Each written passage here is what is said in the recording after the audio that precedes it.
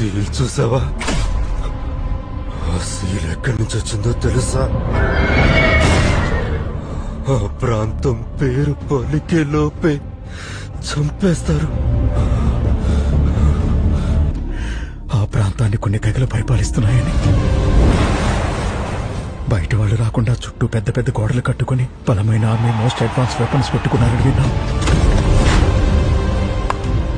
కానీ అదంతా కట్టుకథ కదా. ఆ ప్రాంతం ఉందో లేదో తెలీదు, కానీ